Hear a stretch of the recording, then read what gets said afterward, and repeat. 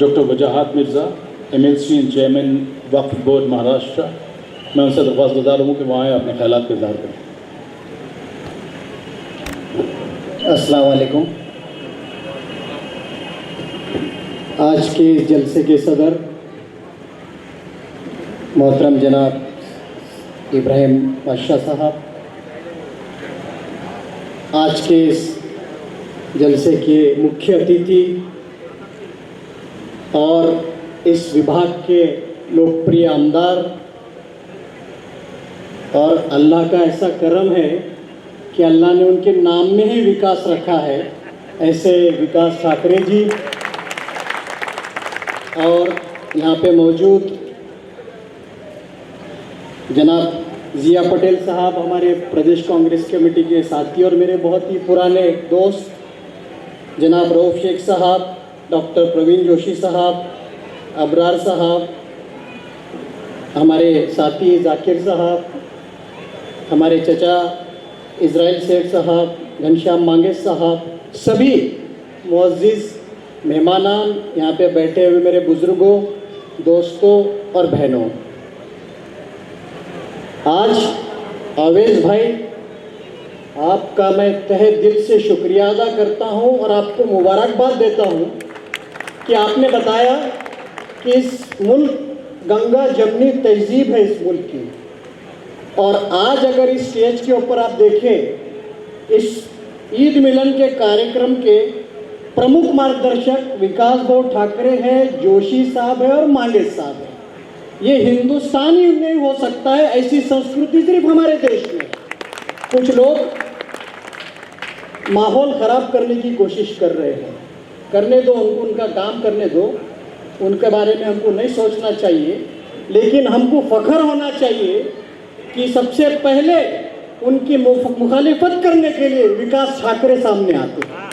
यही हिंदुस्तान की तहजीब है कि अगर से किसी दूसरी कौम पे आए तो विकास ठाकरे जैसा नेतृत्व यहाँ पे मौजूद है। दोस्तों, किसी शायर ने कहा है कि ये देख के पतंगे भी हैरान हैं, ये देख के पतंगे भी हैरान हैं कि आजकल छते भी हिंदू और मुसलमान हैं। इस तरह का माहौल कर दिया गया, लेकिन मुझे बड़ी खुशी है कि इस देश में सेक्युलर लोग भी बड़ी ईमानदारी से अपना काम कर रहे हैं। आज ईद मिलन का प्रोग्राम रखा गया है।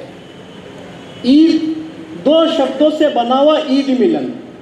ईद के मायने होते हैं खुशी, इंग्लिश में बोलते फीस्ट, और मिलन के मायने होते एक दूसरे से मिलना। तो आज सही कहा मांगे साहब ने कि 3 कोरोना काल के बाद में बड़े रिस्ट्रिक्शंस थे, हम लोग एक दूसरे से घर में भी बड़े मुश्किलों से मिल पाते थे, लेकिन अब अल्लाह के करम से कोरोना काफ़ी हद तक कम हो गया है। तो ये बहुत अच्छा कदम है एक दूसरे के जो त्यौहार होते हैं उसको साथ में मनाने का।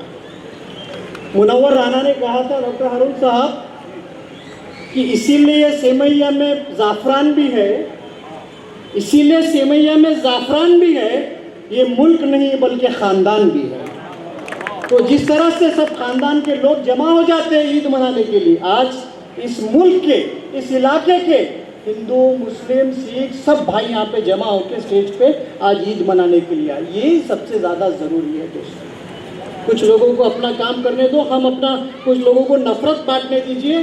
हम यहाँ पर विकास ठाकरे के नेतृत्व में मोहब्बत बांटने का काम हम सबको मिलकर करना है। मैं वक्फ बोर्ड के ताल्लुक से कुछ बताया, उस पर ज़रूर मैं बात करना चाहूँगा। एक 6 महीने से मैं वक्फ बोर्ड का चेयरमैन बना हूँ, और बिल्कुल सही है, अवैध भाई कहाँ है, आपकी एक बात सही है कि वक्फ बोर्ड के बहुत मसले मसाइल हैं, बहुत ज़्यादा मसले मसाइल हैं, उसकी वजूहत भी है।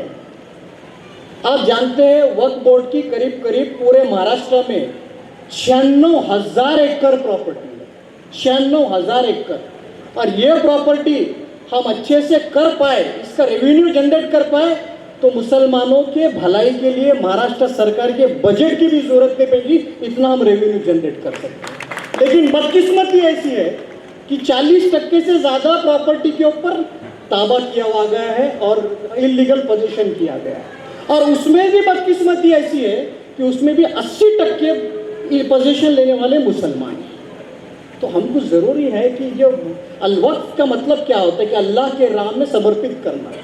और सुप्रीम कोर्ट ने कहा है कि once a Waqf is always a Waqf. एक बार वक्फ कर दिए विकास वो, तो उसको कभी ना बेच सकते ना खरीद सकते। मसला ऐसा है, इतनी प्रॉपर्टी होने के बाद में, हर डिस्ट्रिक्ट में ऑफिस होने के बाद में हमारे पास सिर्फ 23 लोग काम करने वाले हैं। लेकिन अल्लाह का करम है, हम 6 महीने से कोशिश कर रहे थे, अभी हमको 170 नए कर्मचारी भरने की परवानगी महाराष्ट्र सरकार ने दे दी है। और आपको यकीन दिलाता हूँ कि आने वाले 3 महीने के अंदर नागपुर के ऑफिस में आपको कम से कम 15 से 20 लोग कार्यरत मिलेंगे। और विकास भाव, आपके हाथ से ऑफिस का जोरदार अपन ओपनिंग करेंगे, यकीन दिलाता हूँ। और एक बात कही गई, वो वक्फ बोर्ड का ऑफिस औरंगाबाद में है। यहाँ से जाना मतलब करीब 500-550 किलोमीटर का सफ़र होता है। लेकिन मैं आपको बताना चाहता हूँ, अब आपको इंशाल्लाह आने वाले 3 महीने में वहाँ जाने की ज़रूरत इसलिए नहीं पड़ेगी कि मस्जिद के रजिस्ट्रेशन हो, चेंज रिपोर्ट हो या कोई भी मसला हो, हम ऑनलाइन सबमिशन का एक पोर्टल तैयार कर रहे हैं। तो आप नागपुर में बैठ के मस्जिद के रजिस्ट्रेशन की फाइल वहाँ सबमिट कर पाएंगे, आपको यकीन दिलाता हूँ। कुछ मसले हैं, मैं अभी विकास भाव से वही बात कर रहा था। कल मैंने यवतमाल में वक्फ बोर्ड के रजिस्ट्रेशन चेंज रिपोर्ट के लिए कैंप रखा है। तो ऐसा ही कैंप विकास भाव जून के पहले हफ्ते में अपन वेस्टर्न नागपुर के जितने भी मस्जिद है या पूरे नागपुर के मस्जिद, दरगाह, कब्रस्तान, जो भी मसले हैं, उसका एक कैंप आप डेट तय कीजिए और इंशाल्लाह जून के पहले हफ्ते में हम कैंप रखेंगे। और बहुत सी बातें आई, ओवैस भाई ने एक बड़ी अच्छी बात कही, एजुकेशन से रिलेटेड, ये रिलेटेड। विकास भाव, हम सबको एक चीज़ के लिए प्रयत्न करना पड़ेगा कि स्कॉलरशिप का तो है नहीं, उससे भी आगे बैठ के मैं डॉक्टर हारून साहब बोल रहा हूँ कि ऐसा है, महाराष्ट्र सरकार ने हमारे एससी भाइयों के लिए बार्टी जैसी संस्था बनाई है, ओबीसी के लिए महाज्योति जैसी संस्था बनाई है। वैसी मुसलमानों की वेलफेयर स्कीम चलाने के लिए एक ऑटोनोमस इंस्टीट्यूशन बनाने का काम हमारी सरकार ने करना चाहिए। और इसके लिए हम दोनों को ताकत से वहाँ लड़के करके लेना पड़ेगा। ये बहुत अहम मुद्दा है। आरक्षण का मुद्दा वो बात की बात है, लेकिन अभी जो हम कर सकते हैं वो हमारे हाथ में, ये सब हमको मिलकर करना पड़ेगा। और बहुत लोगों को बोलना है, इसलिए मैं ज़्यादा वक्त नहीं लूँगा। लेकिन ओवैस भाई, आप बहुत अच्छा, आज इतने ज़्यादा तादाद में लोग बैठे हैं, विकास भाव का मतदार संघ है, और मैं आप लोगों का जो प्यार विकास भाव के बारे में देख रहा हूँ, मुझे लगता नहीं कि इंशाल्लाह आने वाले 5-6 टर्म तक विकास भाव ये लोग पूरी ताकत से आपके साथ में रहने वाले हैं। और बात बताता हूँ मैं, विकास भाव के काम करने की, मैं भी 3 साल से आमदार हूँ, विधान भवन में बॉम्बे अक्सर हम आना जाना होता है। हमेशा झुंझारू नेतृत्व कैसा है तो विकास ठाकरे जैसा है, आपको यकीन से बोलता हूँ। मैं ज़्यादा वक्त नहीं लूँगा, एक छोटी सी मिसाल विकास भाव, मैं हमेशा मेरे भाषण में उदाहरण देता हूँ और उदाहरण दे के अपनी जगह लूँगा कि आज लोग कैसा नफरत बांट रहे हैं, तो उसकी उल्टी एक मिसाल है। एक बार एक ज्योग्राफी का शिक्षक रहता है और वो भारत का नक्शा पढ़ाते रहता है, और भारत का नक्शा पढ़ाते पढ़ाते 2 बच्चों से गलती से खेलते खेलते भारत का नक्शा फट जाता है। और वो दोनों बच्चे रोने लगते कि अब ये नक्शा तो फट गया, अब इसको जोड़ा कैसा जाए। तो सब टीचर जब देखते कि बच्चे क्यों रो रहे, तो सर बोलते गलती से हमारे से भारत का नक्शा फट गया, बोले हम जोड़ नहीं पा रहे। तो मास्टर साहब बोलते है कोई बच्चा जो जोड़ पाए, तो एक बच्चा हाथ ऊपर करता है, वो हाथ ऊपर करता है और वो जोड़ दे बेटा, तो 2 मिनट में भारत का नक्शा जो फटा हुआ था उसको जोड़ देता। मास्टर भी परेशान हो जाते हैं, इसने जोड़ा कैसा इतना फास्ट। तो बोले सर, बोले नक्शा तो सामने से था, पीछे बोले इसमें 5 तस्वीर थी, बोले हिंदू की, मुसलमान की, सिख की, ईसाई की और दलित की।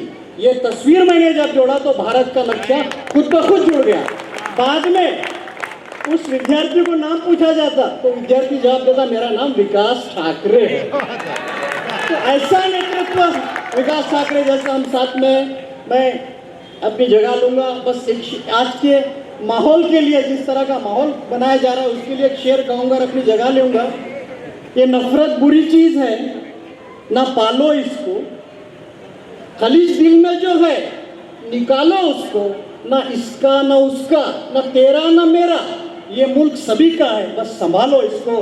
बस इतना कहता हूँ और अपनी बात खत्म करता हूँ। ओवैस भाई, आपको बहुत बहुत मुबारकबाद। एक बहुत अच्छा जलसा आपने यहाँ पे मुनक्किद किया है। अल्लाह इसका आपको अजर दे। बस इतना ही कहता हूँ और बात खत्म करता हूँ। जय हिंद, जय महाराष्ट्र।